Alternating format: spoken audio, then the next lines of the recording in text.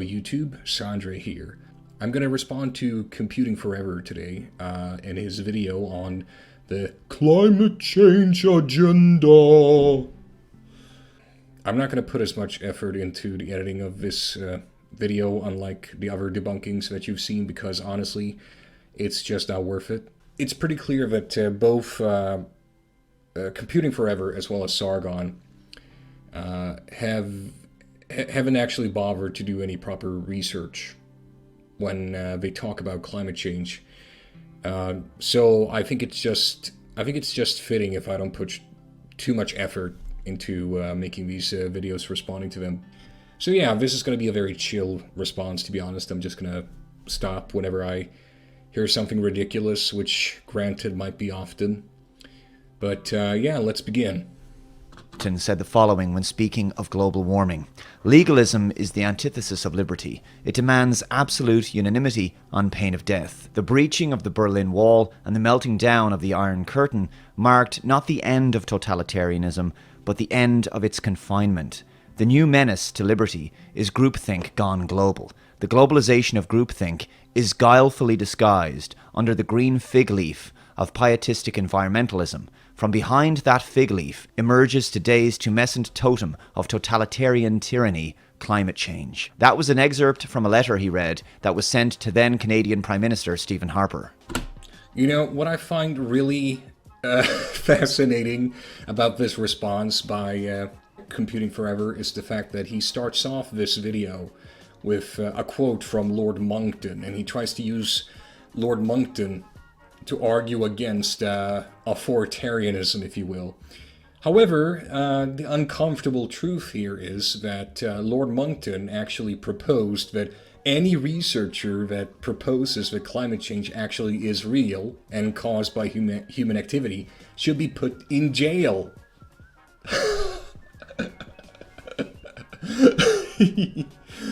I mean, this is... You can't make this shit up, folks. This is just it just cracks me up whenever I think about it, to be honest, because it's just so ridiculous. You know, I mean, Computing Forever, have you done any research into anyone you quote? Because just because it sounds good, you know, doesn't mean that you can just use a quote to support your case. One, that's quote mining, for the first of all, and two, unless you do research into people, you won't know what their actual stance is on things. You know, a quote can mean many different things, and a quote can also be taken out of context. So yeah, no, just if you had just Googled Lord Monckton a little bit, Computing Forever, you would have seen this. This is not hard to find. Lord Monckton wants to put people in jail who believe in climate change and that humans are exacerbating it. So, yeah, Computing Forever, either you haven't done your research or you are in fact an authoritarian. You just like authoritarianism when it's on your side.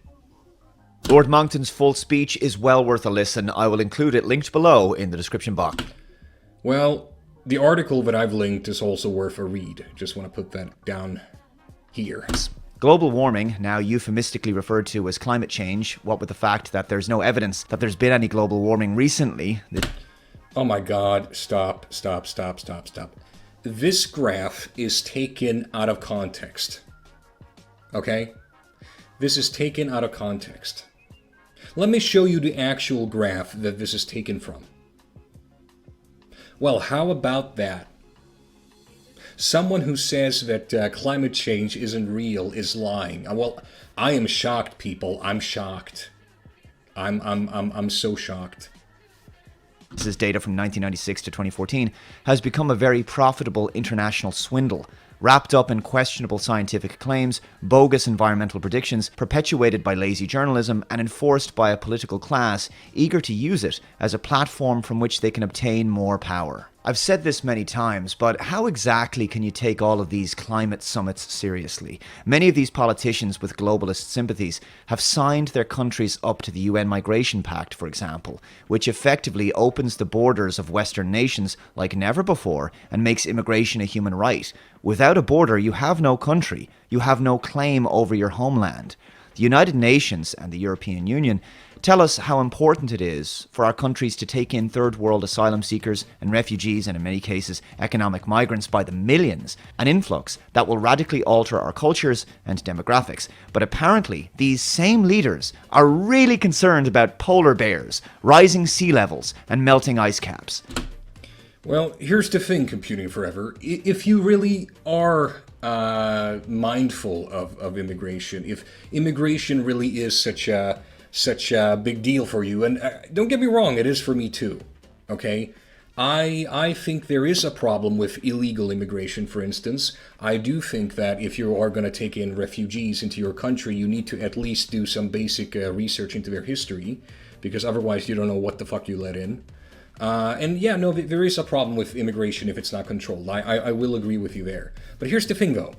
If you really care about immigration and refugees, and you don't want them swarming your country, as you are in a way putting it, then you should definitely care about climate change. Now, why is that? Well, because there will be environmental refugees, you fucking dumbass. Just think about it. If climate change is real, then what's going to happen is the average temperature is going to rise. Dry places are going to get drier. Wet places are going to get wetter. And you're also going to have a bunch of fucking diseases that are going to reach into new territory, further north and further south. Okay? Meaning that more people are going to be displaced. More places on the world are going to become inhabitable. Computing Forever. Do you understand? If you really care about immigration, if you really care about refugees, and you don't want them in your country, then you need to get off your ass and start doing something about climate change. I'm just saying. Now, as for politicians, yeah, no, I understand your cynicism. I do. Don't get me wrong. I don't think politicians, at least a large part of them, actually really care because they care. I think they care because this is something that most people care about, believe it or not. If you step outside of your fucking bubble, you will find that most people actually believe in this shit. Yes, amazing, I know. They don't think it's a swindle at all. Could it be that most people don't live in a fucking bubble like you? Could it be that most people have noticed a significant trend in the average temperature? You know, I just wonder, could it be that most people, unlike you, are humble enough to realize that, hey, those researchers are probably correct? You know? So no, I agree with you.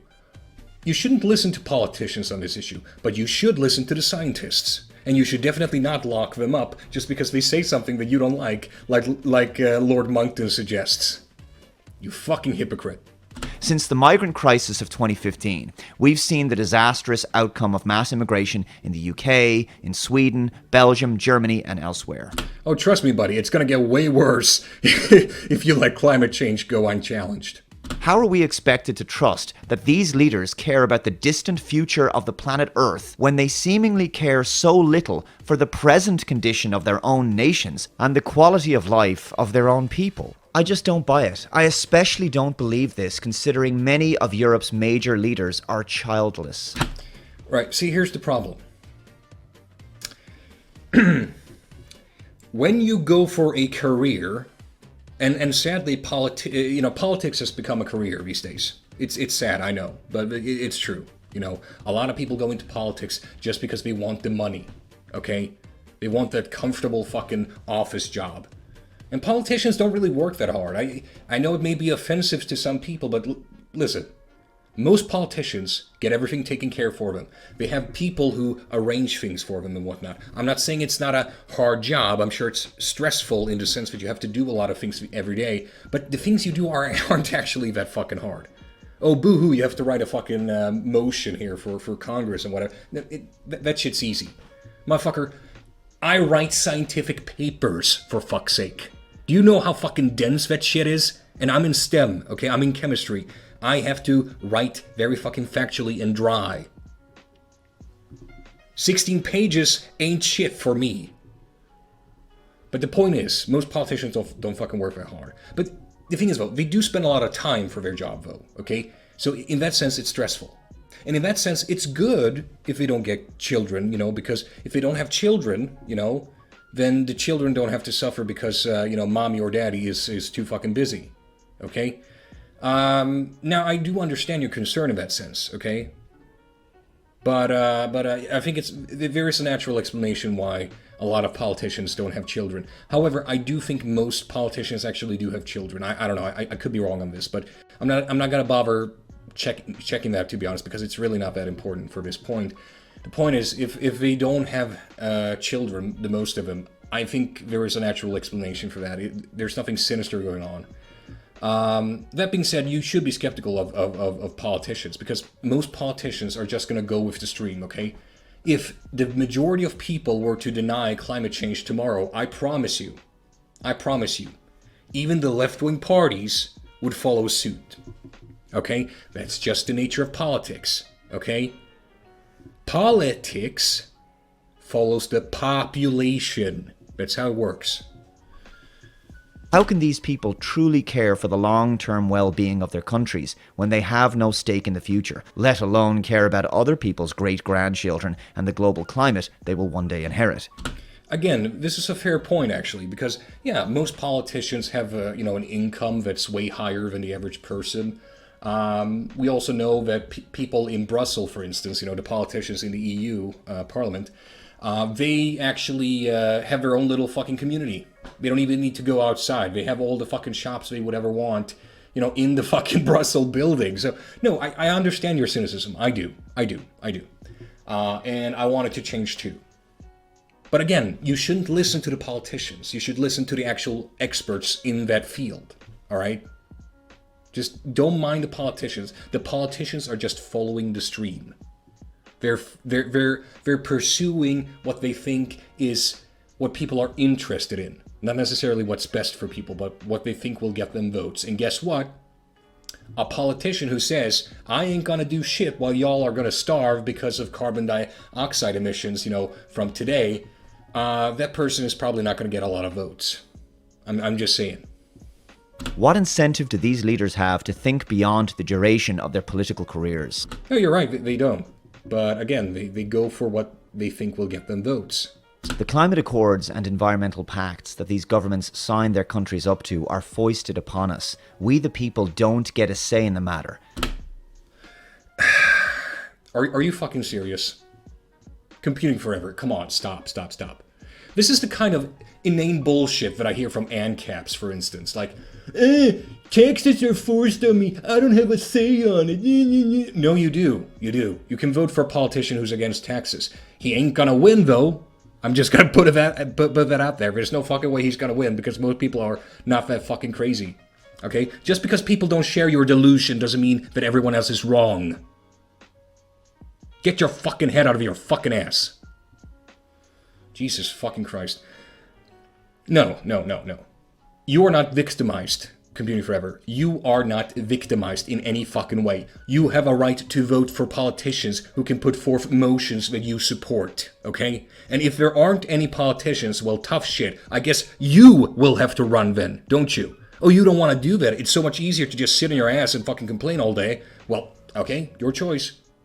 Your choice. I'm just saying. A lot like the Migration Pact. I'm sorry, but I know Again, you can vote for a politician who's against that shit. a lot of you believe in man-made climate change. I simply cannot believe that these politicians genuinely care about the greater good of our planet. Then don't believe the politicians. Believe the fucking experts in the field, you dunce motherfucker. I believe they care more about their own pensions.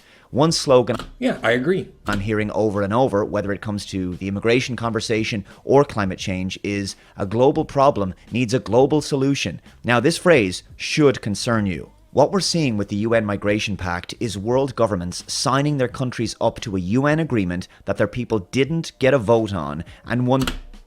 Oh my god, just shut up already. Shut up already about this fucking nonsense. Didn't get a vote on. No, you had a chance to vote. Okay, you voted for politicians. All right, that's how your system works. If you want a direct democracy, move to Switzerland. By the way, I'm not against a direct democracy necessarily. If you have a tiny country like Switzerland, I'm sure it works. I'm sure it works. In fact, Switzerland is still using it after all. So I mean, obviously it works. Point is, no, this bullshit about I didn't get a say. No. Just because politicians put forth motions that you don't like, doesn't mean that you didn't have a say. Okay. After all, you have that political system in place where you elect politicians and then it's up to them in turn. If they betray you, in your opinion, you can run yourself. That will increase their taxes in order to fund the welfare and social programs needed to support them. With climate accords, world governments are signing their countries up to a UN agreement that their people didn't vote on, and one that will increase their taxes, specifically the carbon taxes they'll have to pay while generating business for all of these green energy companies. Okay, look. Again, you do have a vote. Okay? Anything else is bullshit. Okay? You sound like a petulant child right now when you say this shit. You really do. Anyway, I agree actually when it comes to the carbon tax. And some people are gonna fucking shake their head now listening to this video, and they're gonna be like, "But Sandre, you say climate change is real, and you want to do something about it, unlike Computing Forever. Why would you possibly be against the carbon tax?" Well, because taxes don't do shit unless you do something with the money you get from that tax. Okay? I am so fucking sick and tired of politicians. And here I actually understand Computing Forever. I understand his point. I'm sick and tired of politicians who just put a fucking tax on shit and then somehow pretend that's going to solve shit. It's not, okay? A simple tax is not going to solve anything unless you take that money you earn from the tax and put it into something useful, all right? So simply taxing people who are dependent on their car ain't going to do shit. They're not going to stop driving their cars because they need their cars. What you should do is that you should take the money from that extra tax and you should invest it in renewables. People say, "Oh, but how can we possibly afford renewables? It's so expensive." Oh my God. You tax the fossil industry. That's what you do. And then with that money, you will find that, oh shit, here's a shit ton of money.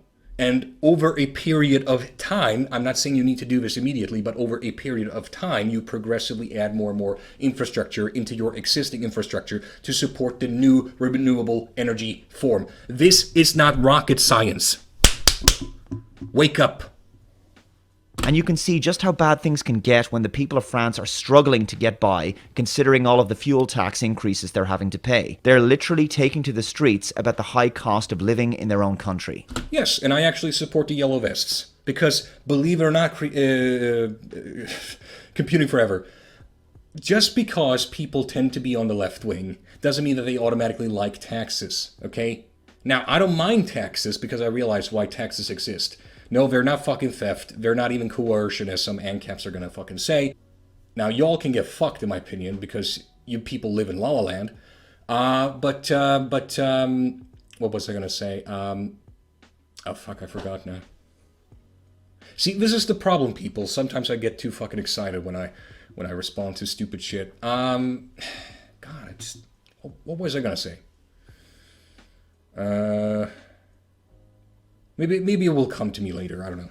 If your country no longer has control of its borders or its taxes, and its people have no say in where their money goes or in the political and economic future of their country, then how are they free and independent? I don't disagree with that, actually. I agree with you. I think you're applying it a little bit wrong here, though. You can see here is essentially the formation of a one-world government. To wrap all of this up, Why would a one-world government per se be wrong? There's nothing wrong with that per se.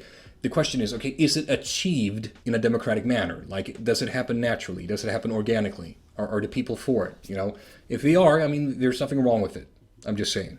Roberts has an honours degree covering atmospheric gases, including carbon dioxide, from the University of Queensland, and an MBA from the University of Chicago Graduate Business School. We all use Australia's resources. And what's your point? Should I be like, oh, he studied a little bit of science, therefore, oh my God, he must be... No, dude, that's not how it works. That's not how it works. Scientists get shit wrong all the time, okay? We do. You need to look at the evidence. That's what's relevant. Okay? Now, this guy is in politics too. So how do we know that he didn't just, desert everything that he stood for just so he could get that sweet-ass lobby money? We don't know that. I don't know that. But yeah, no, it's like you said before, a politician isn't trustworthy. But the funny thing is, it only seems to apply when it comes to politicians you don't like. Isn't that odd, Computing Forever? Isn't that just really fucking odd? Sources, that is gas, coal and oil, to produce energy. These resources contain hydrogen and carbon that produce water and carbon dioxide, both gases essential for life on Earth and both not a pollutant. Carbon dioxide, if it's part of the natural carbon cycle, is not a pollutant, no. But if you introduce new carbon dioxide that isn't already part of the cycle, then it is counted as a pollutant. Why? Because it doesn't fucking belong. Alright? Now, carbon dioxide is not toxic, mind you. That being said, if there's too much of it in the atmosphere, you won't be able to breathe because it's gonna, displace the fucking oxygen that you need. But the point is, carbon dioxide is not a toxic substance by any means. Carbon monoxide is, though. That's very dangerous. But carbon dioxide, no, it's not really dangerous. But the problem with carbon dioxide is, and I'm going to get very technical here, so I'm just going to put this fucking graph over molecular symmetry, which is something you study when you read inorganic chemistry. Usually the second or third year in the chemistry program at university. All right? So the vast majority of you are not going to understand a fucking thing you see in this graph, but I do. You know why? Because I actually studied fucking chemistry. I studied science. I know this shit. All right? So the problem with carbon dioxide is, because of its molecular symmetry, it's able to bend in a certain way. Okay? It can do certain movements with its bonds that other molecules can't. This makes it perfect to capture heat in a way that most molecules can't do. All right? And the problem is, if you have too much of this molecule in the atmosphere, it's going to do these movements, okay? It's going to trap that heat, and the heat that arrives on Earth's surface from the sun are going to stay in the atmosphere longer.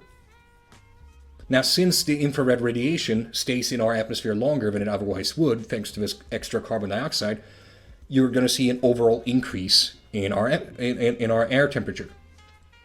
All right, so this isn't hard. Well, I mean, it is kind of hard in a way. I mean, understanding the actual, fucking science behind it, as you see in this graph, that's hard. That's hard. Most people can't fucking do it. But understanding the principle of it, that's not hard. That's not hard at all. In fact, I'm going to show you a little video here, displaying this property of carbon dioxide, because this shit's so simple, even a child can understand it. We're going to need three things to do this experiment. Firstly, we're going to need a source of thermal radiation, and we can use a candle.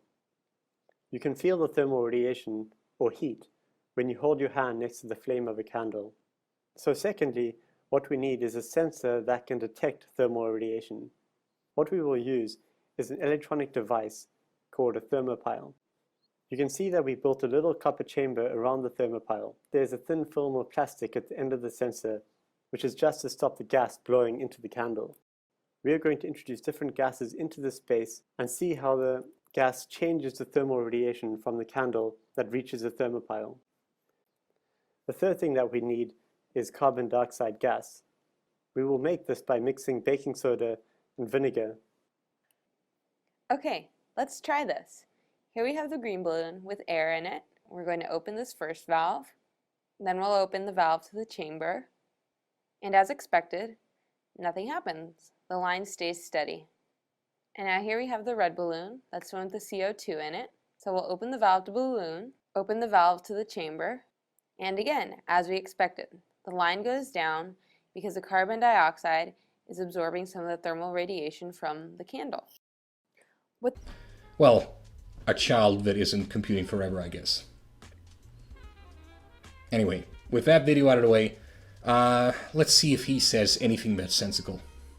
Yet the core climate claim is that carbon dioxide from our human activity will one day, someday, catastrophically warm our planet. Now, I'm gonna agree, and this is something that some people are not gonna like either, me saying, but it is true. You know, when some people who deny climate change talk about, you know, people who are climate alarmists, if you will, people exaggerate the threat of climate change. These people are actually not wrong, because those people do exist. Now, let me just make this clear. Anyone who says that climate change is going to lead to an apocalyptic scenario where every fucking human being is going to die is wrong. No, climate change will not lead to a fucking apocalypse. It's not.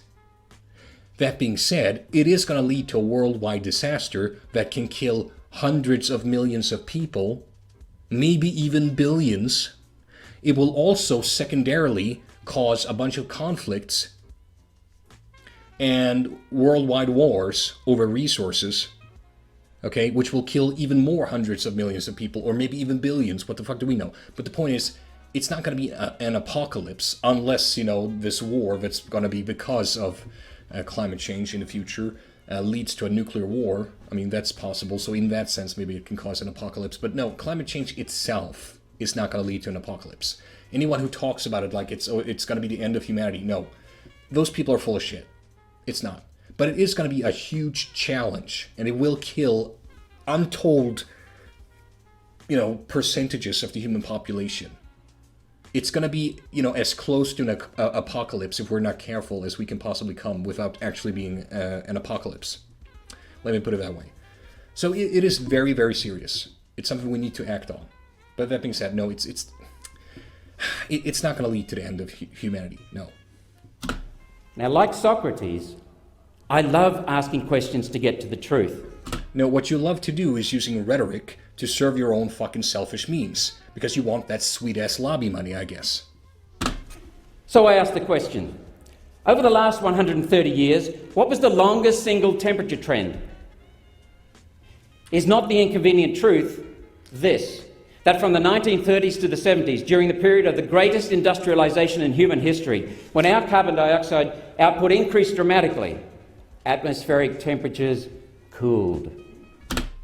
That's not true. You can look at a simple graph and see that it still increases. That being said, the increase has been more drastic the decades to follow than before. Now, the reasons why that is are many, and it's complex, and it's not something I'm going to go through in this video, but what you just said, sir, is a fucking lie. Alright, I've had enough of this video now. I'm pretty much done. Anyway, like I said, this wasn't as well edited as the other debunkings I've done. And the next one, where I respond to Sargon, is not going to be well edited either, because I honestly don't really see the point. These people don't put a lot of effort into their videos regarding this, so why should I put any effort into this either, you know? Let's be honest, why should I? I also think it's just fun to just, you know, stand here in my room and just, you know, rave my opinions straight into the microphone like a madman. It's kind of therapeutic in a way. I'm not gonna lie. I like the fact that I can just do this and not have to worry about you know, being overly polite. But yeah, that's this video. If you like it, subscribe. If you didn't like it, unsubscribe. Whatever the fuck. Do whatever you want. Anyway, see you next time. Bye.